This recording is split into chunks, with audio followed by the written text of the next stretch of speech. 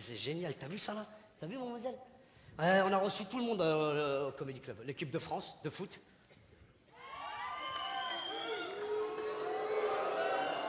Comment ça? Où? Au Comedy Club? Où? C'est Raymond Domenech à l'époque, le pauvre, il était en mauvaise posture, tu vois. Voilà. Quoi? Il m'a appelé il m'a dit cherche un truc pour détendre l'équipe de France. J'ai dit il y a les putes, les sex shops, tout ça. Il m'a dit non, je veux que ça soit toi qui le fasses. J'ai dit je fais pas un truc comme ça, Raymond, hein.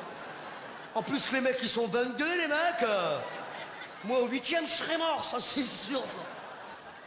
Hein? En plus je fais de l'as, tu vois, j'ai pas de...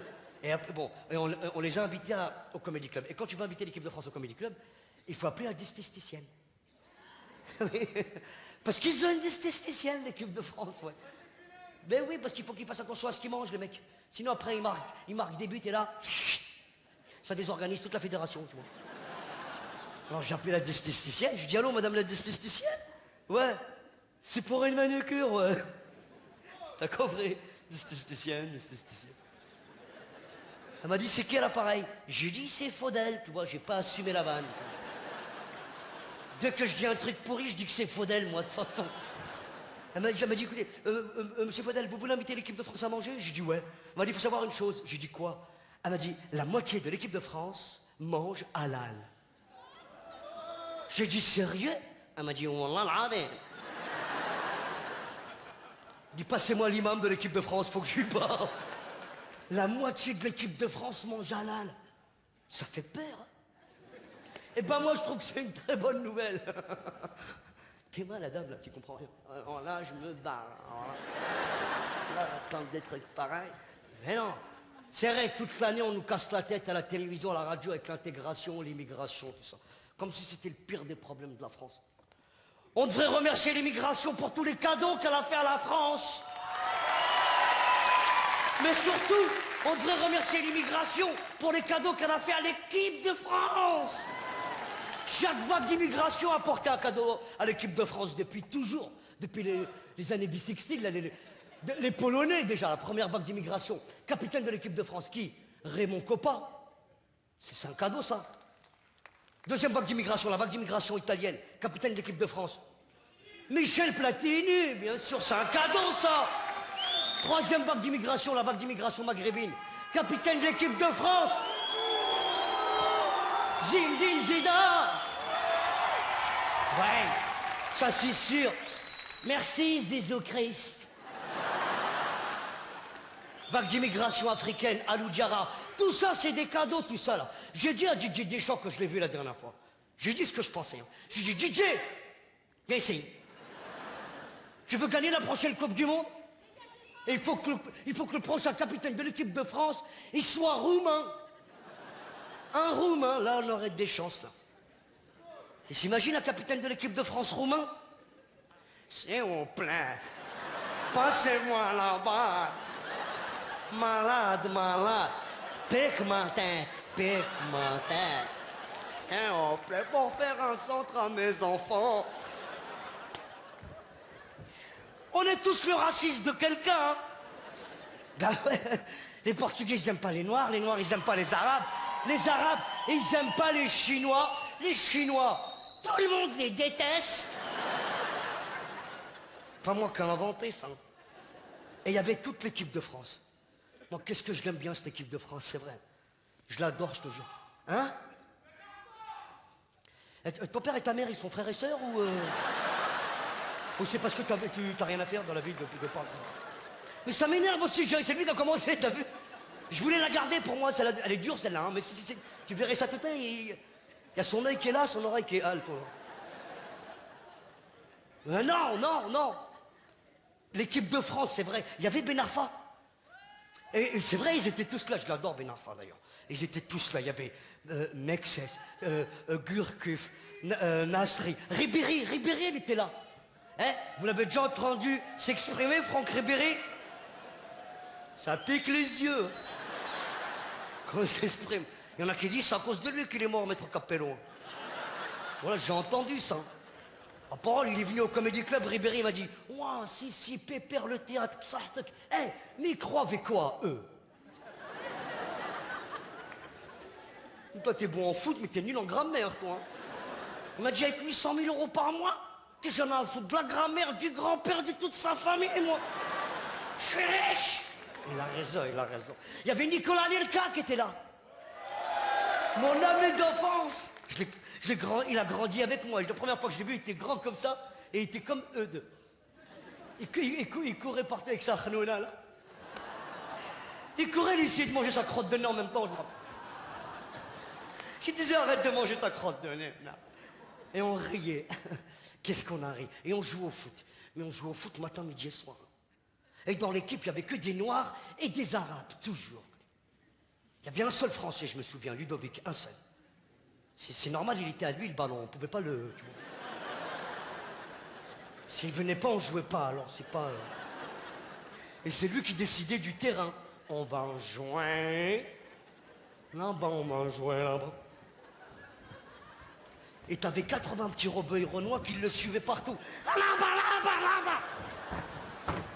Il nous a manipulé toute notre vie, ce bâtard. Et quand on voulait gagner un match de foot, on allait chercher Nicolas Nelka.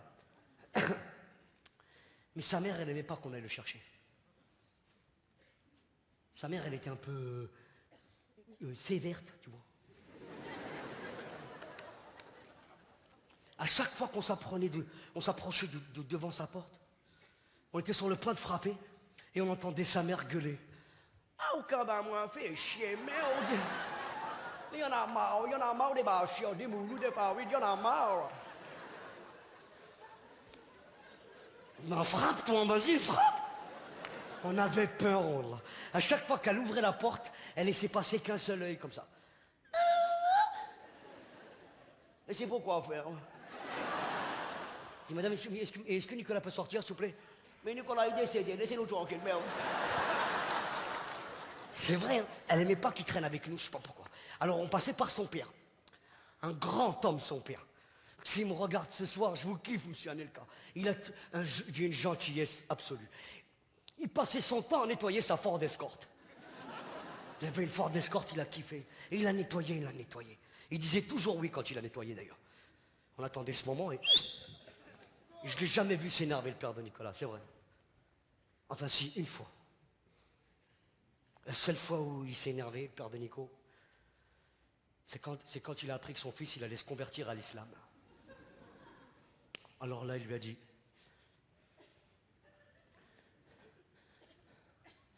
plus jamais tu montes dans la Ford Escort. J'ai mis du pain partout. J'ai mis du pain sous le volant. J'ai mis du pain sous la banquette. Monsieur ne veut plus manger des boudins. Mais sache que le jour où je conçus, j'ai mangé du boudin. J'ai boudiné ta mère toute la nuit. Toi-même, tu es un boudin, merde. Fais chier. C'est pas passé cette histoire de religion, c'est vrai. Attends, et je comprends. Parce qu'à l'époque, on parlait pas de religion. Nous, quand j'avais ton âge, Eudes, notre religion, c'était le football. On jouait 5 fois par jour en direction de la Mecque, toujours. Tu vois. Ça prend de plus en plus de place, cette histoire de religion.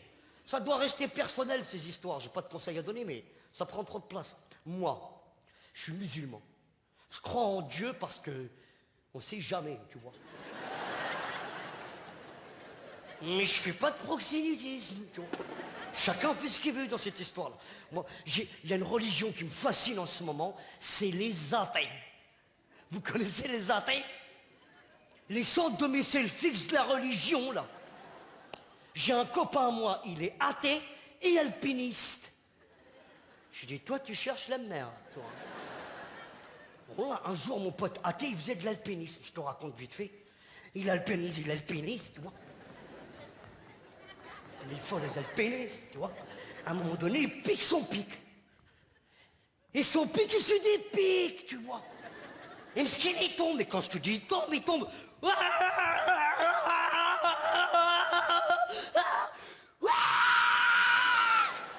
Une demi-heure de tombage, tu vois.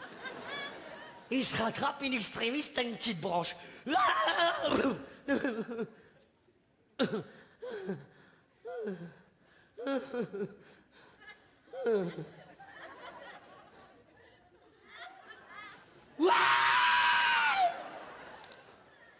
Heureusement, il était à proximité d'une grotte.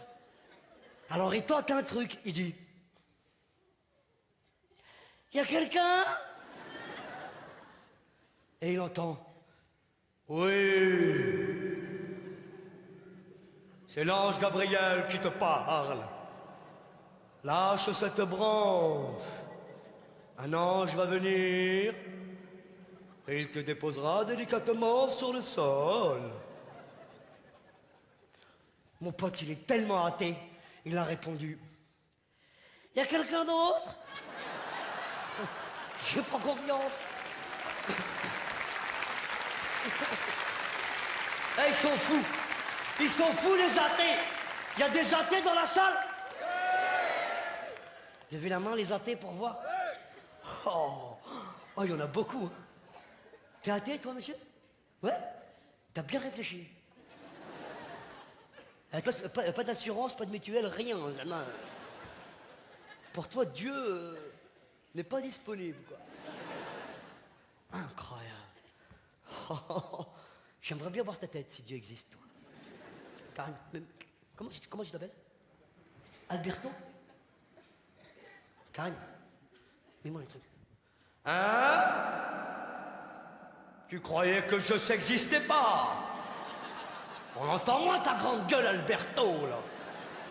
T'imagines un peu si le Seigneur descendait? Hein? Tu serais en panique, hein? Tu ferais moins le malin, tu ferais pas ta tête d'Alberto, là. Tu ferais quoi? Comment tu réagirais? Comment tu réagirais? Pardon. Tu sais pas? T'aurais peur? Peut-être. Moi, je sais très bien comment tu réagirais. Quoi? Monseigneur, quoi? Moi? Mais moi, j'ai toujours cru en vous. J'ai tous vos disques à la maison, tous. Je vous salue, Marie Val-de-Grâce. Sganami, Mazel Tov, tous les trucs, là. Non, mais c'est vrai. Là, je fais le malin, mais ma mère, elle aime pas que je parle de ça, alors j'arrête tout de suite. D'autant plus qu'elle est dans la salle. Il paraît... C'est vrai. Non, non.